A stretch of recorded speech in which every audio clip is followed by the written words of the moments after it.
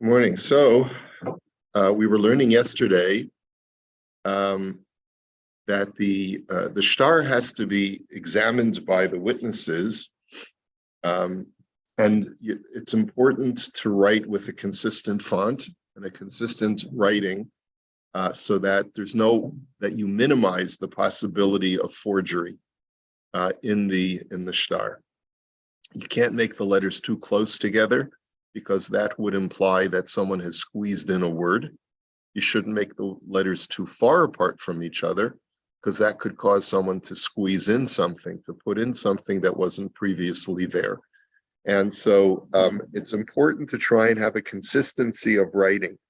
And that actually, we mentioned, raises questions about those fill-in ketubas, which have become standard fare, and which the poskim allow, but certainly according to what the Rav Shulchan Aruch is teaching us over here, it's probably better to have a ketuba like ketuba.com, or an artistic ketuba that's done by a calligrapher, because that way you get a consistency of writing. Okay, so I think that's really all we needed to see from this. Let's go on to the next one. Okay. All right. V'chol cheshbonot shebechol hashtorot. Now, when it comes to calculations, what he means to say is numerical itemization. Let's say the amount of money, and or percentages of interest, or things like that, as far as business return on a business. Tzarich lizaher shelo yihiyu ba'otiot kegon bet gimel daled hey vav. He says you have to be careful not just to write them in letter form. Like, so for example, if you wanted to represent 2, don't just write it as bet.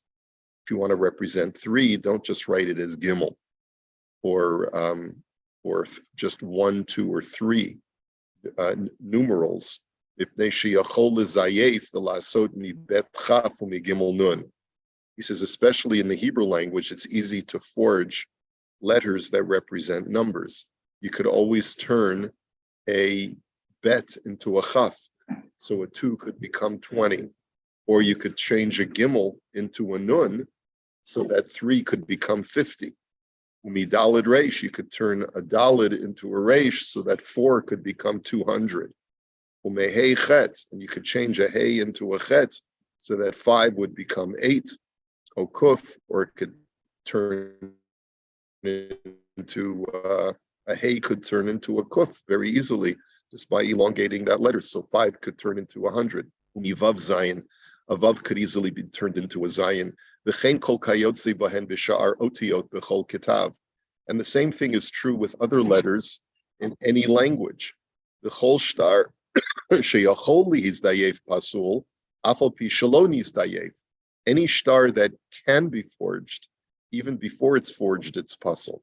So, that's the key in all of this. You have to sort of anticipate that someone will want to, may want to falsify or forge or tamper with your shtar. So you have to make it tamper-proof in order for it to be kosher. V'chein tzarich lizoher shelo yihya b'sof shita cheshbon mishalosh ve'ad eser sheyachol lizayef v'la'asot mishalosh shloshim u'mei arba arba'im. So he says you have to make sure that at the end of the line, you don't put any number, you don't write any number that's either 3, 4, 5, 6, 7, 8, 9, 10 in Hebrew. In other words, even if you write out the full word 3, which is in Hebrew would be shalosh, don't put the word shalosh at the end of a line, because shalosh could easily be tampered with to become shaloshim. Arba could turn into arba'im, 40. Chamesh could become chamishim, etc., etc. Eser could become esrim. 10 could turn into 20. Okay, so make sure that you, when you have the scribe write it up, he doesn't put those words at the end of the line. So in other words, even though you've been careful to, instead of writing gimel, you write shalosh, you also have to be careful that even if you write shalosh, you don't put it at the end of a line. Okay, v'chein ad eser, v'chein ad eser. And the same thing, he says, until 10. Umishmona yechalo limcho kahei v'la'asot shmonim. And even shmona, which you think, okay, how can you forge shmona? Because shmona has a hay at the end. He says, no, there are ways to tamper with the hay and turn it into a shmonim, into an 80. V'chein im katuv shalosha ve'arba'a al-asara yachol limchok v'la'asot kein b'sof hashita.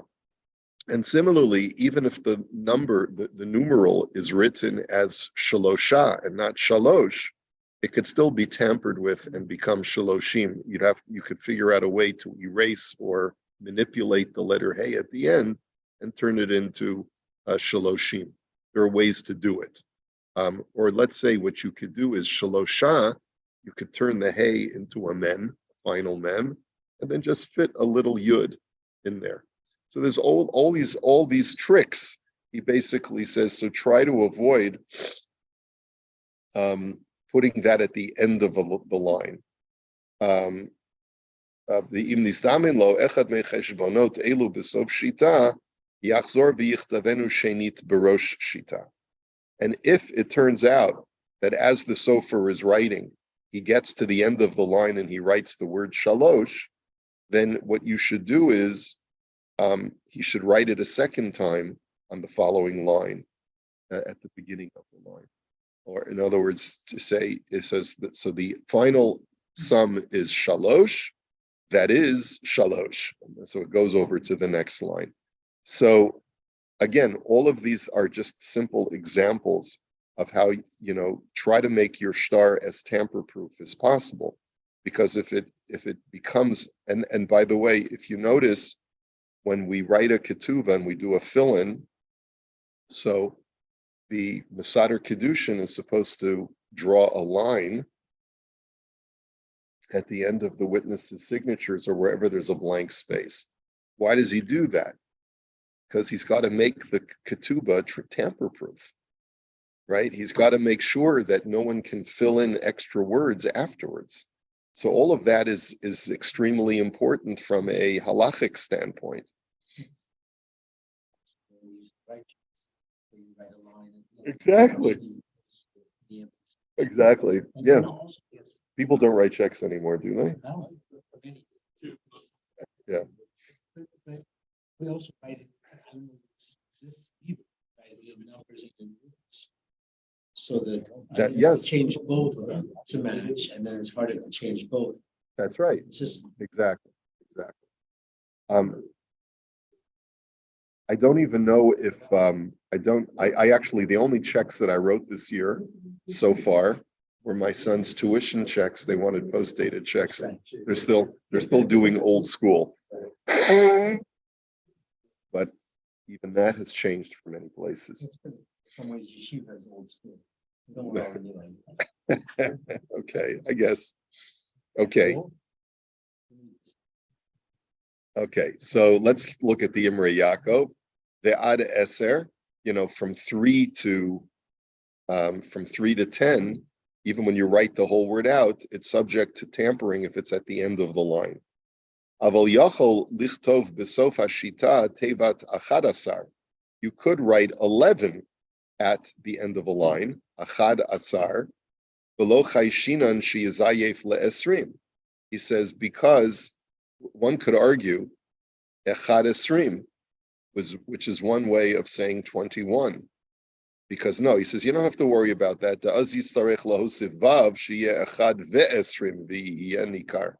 Because then you'd have to say echad ve'esrim, so you'd have to put a little vav, squeeze a vav in there, and that would be recognizable if a person is squeezed in a letter. Im nimtza b'shtar b'sof hashita tevat esrim o shloshim v'chadoyme kasher.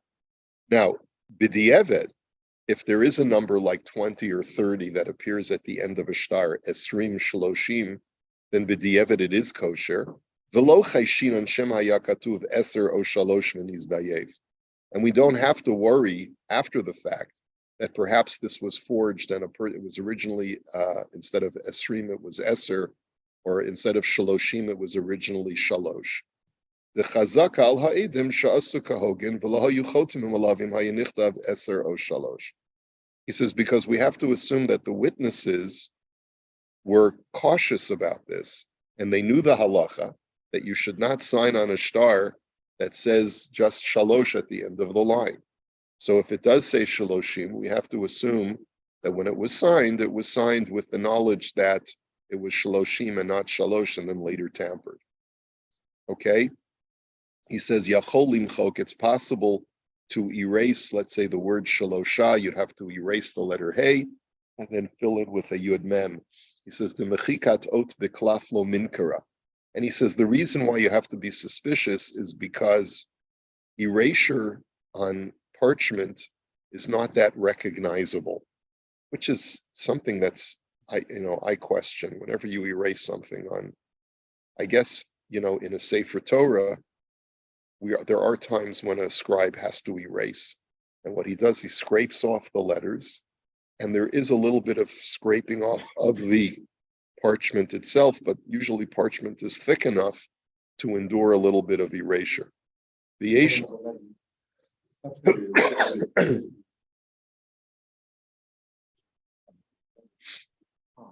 yeah, but sometimes the erasure has to be absolute. There usually is some residue of some sort. Yeah, today the ink gets absorbed. It's really very hard. Today with paper, I don't think that you can make the same argument that you have to worry about erasure. V'yesh omrim di'im kasav shalosha o asara shapir dami v'lekala mechash leziv. Some disagree with the Rav Shulchan Aruch and say that if you write shalosha with a hey, then it's fine to be at the end of the line because you don't have to worry about forgery, because anything that requires erasure, you don't have to worry about. Okay, so these are just examples. Let's go on to the next halacha. Chavtes. Uveshita achrona tzarich lahachazir ve'inyano shel shtar ma shekvar katuv lemala. He says at the very end, on the bottom line of a contract, you always have to write in summation. Like you have to come back to the topic that you started with. In other words, in conclusion or something like that, or because you have to have a summation at the end of a shtar. Ve'ein sorech bo lefi she'ein lameida mishita achrona shum zuchut lebal hashtar she'eino katuv umufurash lamayla mishita achrona. He says, but it's not that this he says the point is that the last line of the shtar should not have any new information. It should just be a review or a summation of what was written above, because as a general rule in halacha, we don't learn anything from the last line of a shtar. Any new information cannot be included in the last line.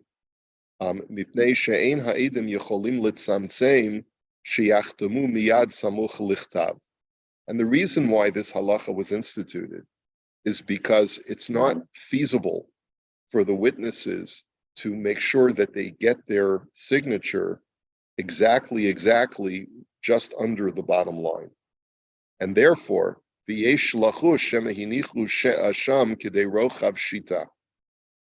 says, and therefore, you always have to suspect, well, what if when the witness is signed, they left a little space between the body of the text and their signatures.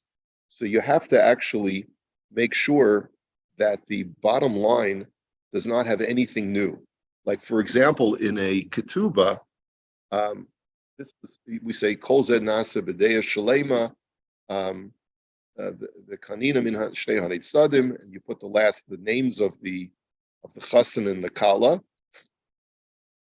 and then the last few words are hakol sharir v'kayam. Everything has been established and is done in a kosher way. And so That way, since there's no new information in the bottom line, in the event that someone wanted to put in to do a forgery and insert a new line at the bottom, we would say, well, you don't learn anything from the what's in the bottom line. If there was, do you know it'd be a forgery?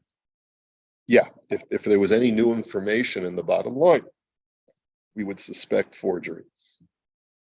Okay, the katav sham bal hashtar masharatza, and therefore the suspicion is that someone who wanted to forge the shtar and was holding on to the shtar could have added in the last line where there was a blank space between the body of the text and the witness's signatures. Ve'alkein amru ein lamedim mishita achrona, and therefore they said you can't learn anything from the last line. Ulefichach tiknu sheyachazir ba mi'inyano shel shtar levad, and therefore there should only be just a summation in the bottom line. So just to give you an example of what's written in a ketubah.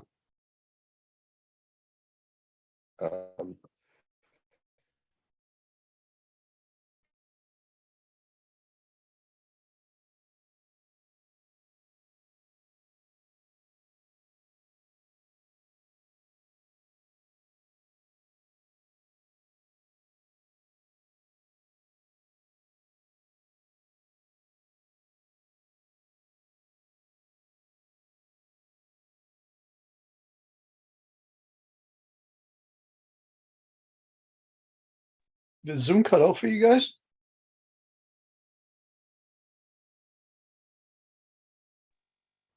Yes. Yeah, I lost it as well. Okay, just making sure it's not just on my end.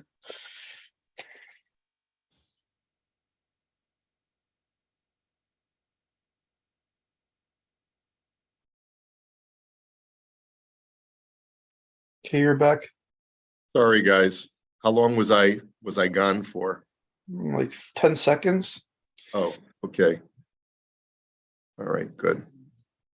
So let me just share my screen for the text that you just wanted to see the text of the ketubah.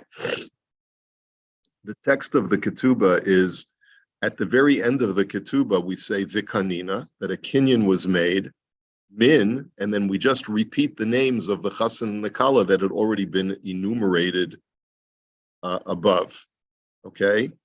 And then al kolma de chasuv meforish la'el, that in summation, we say that a kinyan was enacted between the two parties, or really from the chassan committing himself to the kala, based on everything that is written and explained above, la'el, b'mana dechashel miknayabe, using an instrument that is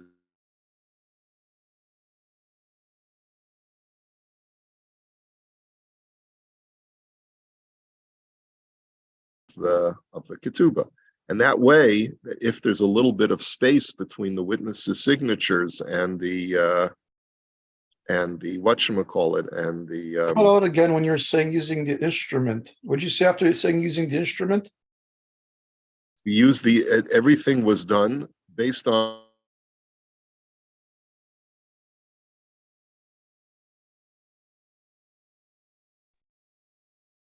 sorry. Here, I'll bring it up again. A kinyan was enacted between the chassan, whose name is repeated at the end of the shtar, to the kala, whose name was already mentioned in the shtar. Al kolma de chasuv meforish la'el, based on everything that was written and explained above. B'mana de chashel miknayabe, with an instrument that is legal to use for a kinyan, such as a handkerchief or a pen or whatever it is. V'hakol sharir v'kayam, and everything is established and upright, is the way you would translate that. Okay, all right, and that's it. No, that's the final word. So you know that that's the final text. Now with the ketubah, it's even less problematic since there's already an established convention of how you write the ketubah. But you see that the way that they wrote that the standard text appears is that there's always a review at the very end of the contract, always a summation. because you're not allowed to include any new information in the very bottom of the shtar, lest somebody tampered with it and found a little space. Okay.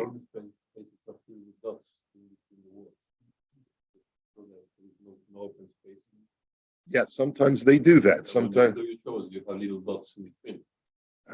Where's that? You saw right now, you have dots in between each word. You have No, that's just because of Word for Windows. I have the here. If I click on this, it all goes away. It all disappears. See. So anyway.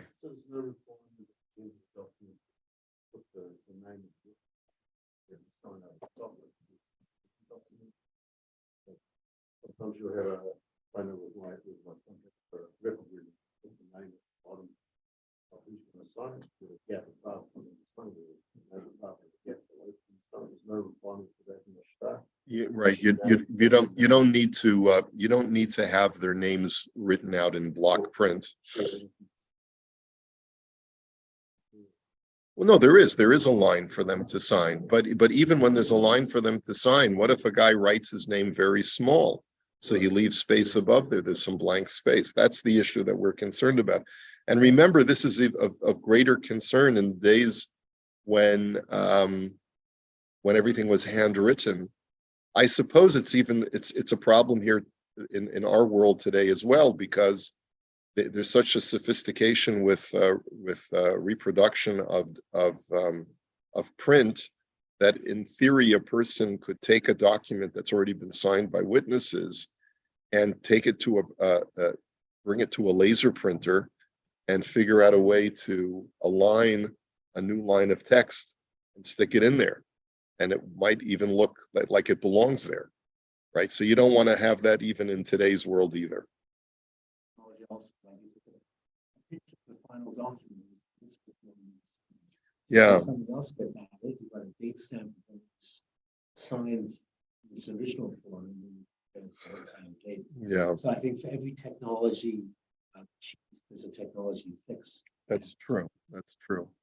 Listen, I think I might have mentioned to you before, I was involved in a Din Torah where the witnesses' signatures on a promissory note, not a witness's signature, a testator, a person who was leaving money in his will.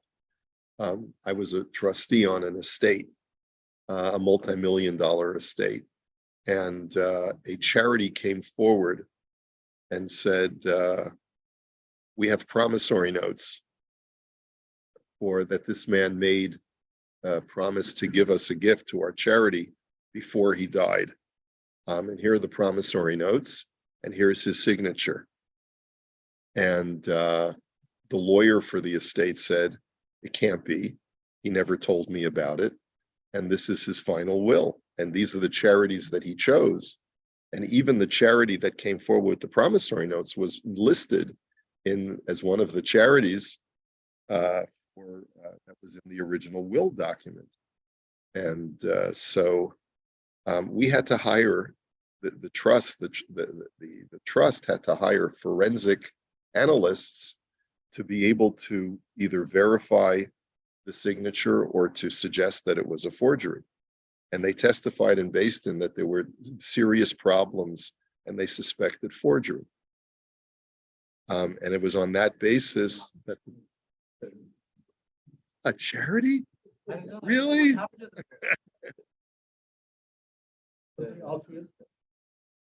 So sometimes people ask me, Rabbi, why? No one asked me this, but I ask myself, Rabbi, why are you so cynical?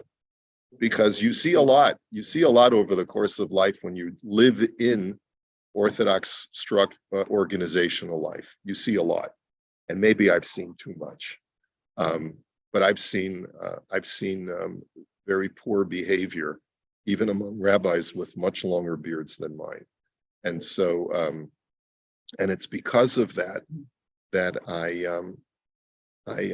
try. Well, anyway, I'm not going to say, I'm not going to finish that, but yes, money is a great temptation. And when you're doing God's work, you can justify just about anything.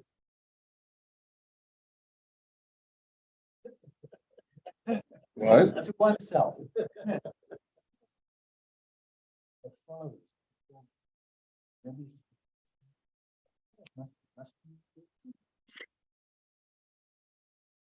So, okay, I'm not going to elaborate on that because there's much more to that story, but in any event. Since a lot of rabbis move on that ketubah, we're not worried about the right to left empty space. Because Well, no. I mentioned that you're supposed to draw a line. No, but if the rabbi can go back to Yeah. this is just a word. These on each side.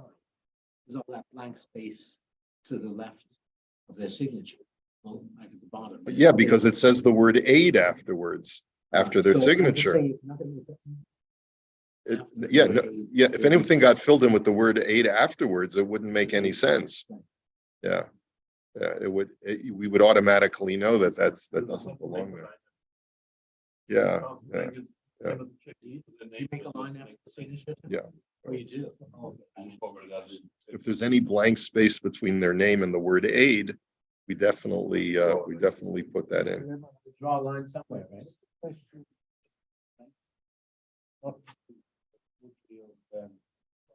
Documents, but what we call today fake news. There's a lot of fake news. And unfortunately, there's some rebellion on the internet. Let's call it fake news. They're just not saying what should be said. It might be blatantly incorrect, but these people are massive influencers. Is there no kind of sanction against these people for spreading what's clearly not halakha or mainstream thought? I don't know what you mean by fake news.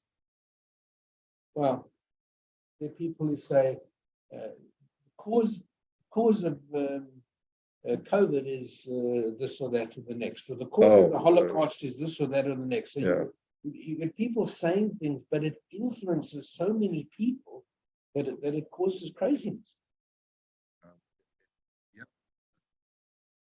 Look,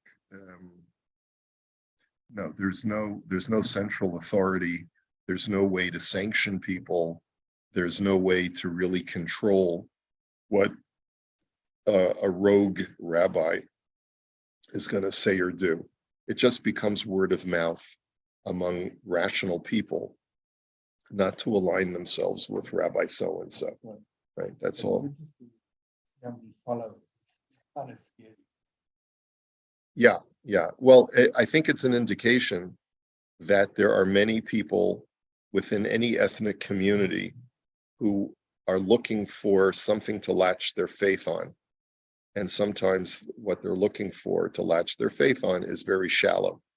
And you have to be a thinking individual. Do not allow yourself to be part of the herd mentality.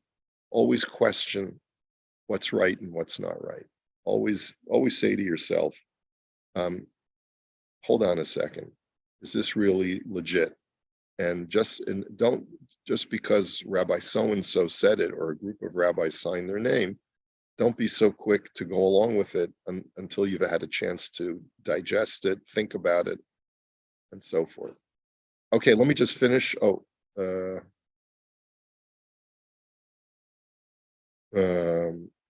Yeah, basically the bottom line says, he says, and even if the last line has a lot of space between the witness's signature and the last line,